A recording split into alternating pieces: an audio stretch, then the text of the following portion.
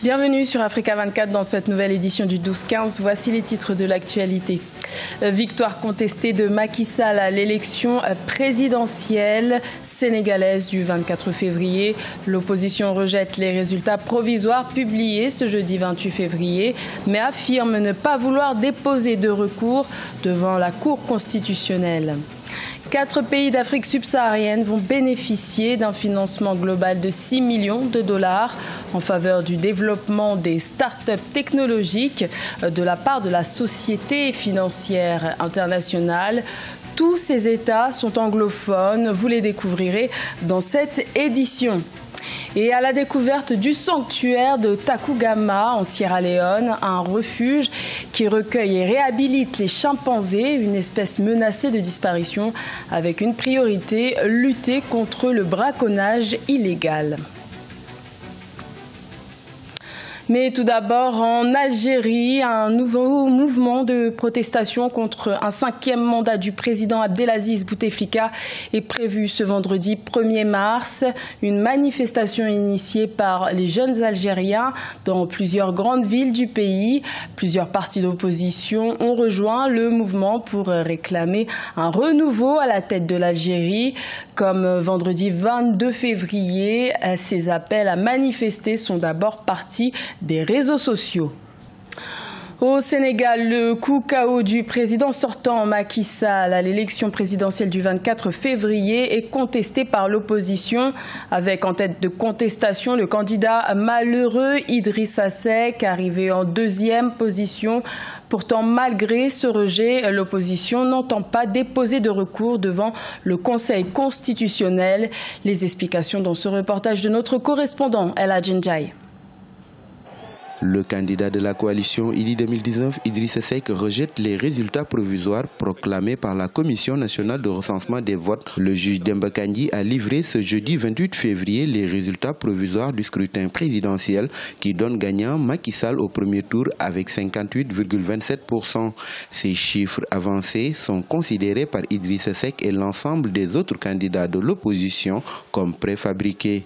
Nous ne ferons aucun recours devant le Conseil constitutionnel. Force est de constater que le candidat sortant a confisqué la volonté du peuple sénégalais et sera seul à assumer les conséquences face au peuple et face à l'histoire. Au nom du président réélu Macky Sall, l'ex-premier ministre Aminata Touré appelle au dialogue et se félicite de cette victoire. Il va falloir retourner au dialogue parce que nous partageons tous ensemble le Sénégal et que les acteurs politiques soient à la hauteur des attentes du peuple sénégalais, que le dialogue se renoue parce que c'est du dialogue que se nourrit la démocratie sénégalaise. Et le président Macky Sall reste ouvert. Mais le président recommande qu'après ce moment d'expression de la volonté populaire, que les acteurs puissent reconnaître chacun ses résultats. Personne n'a démérité. Le président sortant devance l'ancien premier ministre Idrissa Seck, crédité de 20,50% des voix. Ousmane Sonko, lui, est arrivé 3e avec 15,67%. Les deux derniers candidats, El Hadji Sall et Madi Kenya, ont obtenu respectivement 4,07 et 1,48% des voix. Également dans l'actualité, depuis le 19 décembre 2018, le président soudanais Omar el-Béchir fait face à une contestation populaire sans précédent. Face à cette fronde, le chef de l'État a donc décidé de remettre temporairement la direction du parti au pouvoir, le Congrès national, à son nouvel adjoint Ahmed Haroun. Il sera donc chef par intérim jusqu'à la prochaine réunion générale du parti.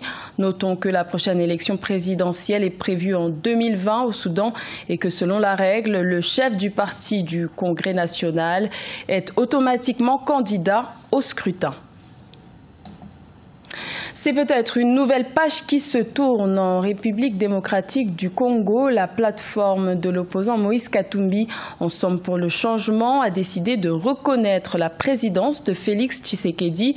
Le mouvement politique entend jouer un rôle de contre-pouvoir. Le candidat malheureux Martin Fayulu, qui revendique jusqu'à présent la victoire à l'élection présidentielle de décembre 2018, perd un de ses soutiens. Reportage de notre correspondant Jacques Mboka. Ensemble pour le changement, la plateforme de Moïse Katumbi a pris acte de l'investiture de Félix Tshisekedi comme président de la République démocratique du Congo. Dans un point de presse tenu ce mardi 26 février à Kinshasa, Pierre Lumbi, vice-président de cette coalition, mais aussi ex-directeur de campagne de Martin Fayulu, a fixé l'opinion. Ensemble constate que Tshisekedi a été investi par la Cour constitutionnelle comme président de la République. C'est une réponse très claire. Ensemble fait partie de la MOCA qui a soutenu la candidature de Martin Fayulu à la présidentielle du 30 décembre 2018. En prenant acte de l'investiture de Félix Tshisekedi, la plateforme de Moïse Katumbi se détache du combat sur la vérité des urnes que mène la coalition La MOCA. Le président gère le pays.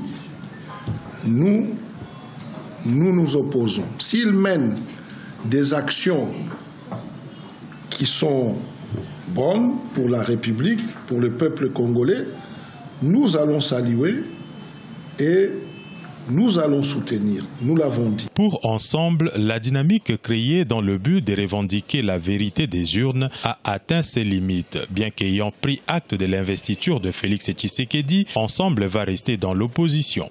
Une décision qui ne fait pas l'unanimité, à en croire Kyungu Akumwanza, l'un des membres influents et président du bureau provisoire de l'Assemblée provinciale du Haut-Katanga, qui n'entend pas faire de l'opposition au nouveau pouvoir.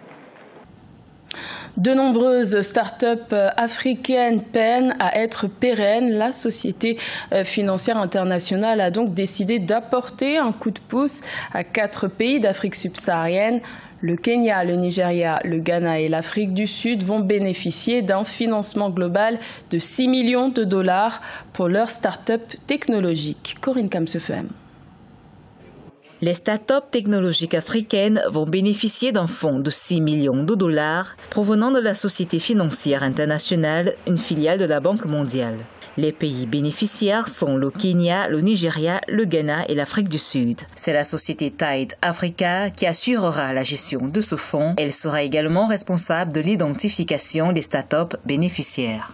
La majorité des investissements TIDE sera concentrée en Afrique anglophone, Kenya, Nigeria, Ghana et Afrique du Sud, et l'allocation restante sera déployée dans d'autres pays d'Afrique occidentale, orientale et australe, avec une concentration sectorielle sur les services à la consommation, les services financiers et technologies d'entreprise. Pour la Société financière internationale, il est question de garantir la durabilité des jeunes entreprises innovantes en les aidant à surmonter le défi du capital d'amorçage qui, dans la plupart des cas, est souvent inadéquat. Au-delà du financement, les experts préconisent d'autres clés pour de bonnes performances.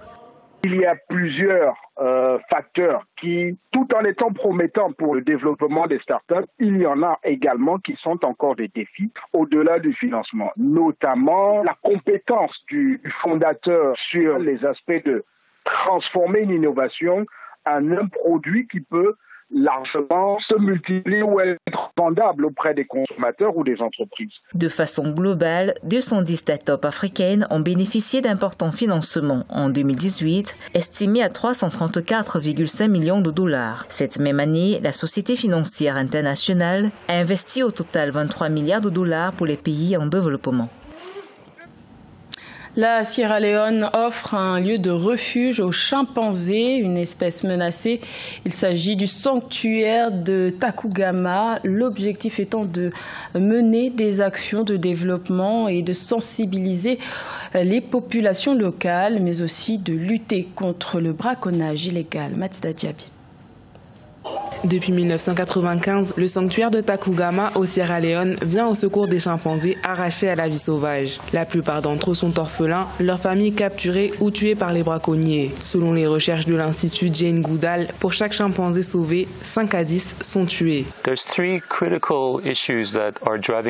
Plusieurs choses expliquent la disparition des chimpanzés. La première, c'est la disparition de leur habitat naturel, causée principalement par l'agriculture industrielle et la déforestation. La deuxième cause de disparition, c'est la chasse en brousse, pour nourrir certaines familles et principalement pour la vente. Le personnel de Takugama s'occupe des chimpanzés avant de les remettre en milieu naturel. Lorsqu'ils arrivent au sanctuaire, ils souffrent souvent de traumatismes physiques et psychologiques. Beaucoup sont malades et marqués de blessures de balles et de machettes. Dans ce pays, il reste environ 5500 chimpanzés dans la nature. Depuis 2016, l'Union internationale pour la conservation de la nature critique le danger dans lequel se trouve cette espèce. Si les chimpanzés s'éteignent, cela aura des conséquences dramatiques sur l'environnement et nos sociétés. La survie de leur espèce est pourtant indispensable à l'équilibre de l'écosystème. De telles initiatives favorisent considérablement le développement durable du tourisme et de l'économie du pays. C'était le journal de la rédaction. Merci de l'avoir suivi. L'information continue sur Africa 24.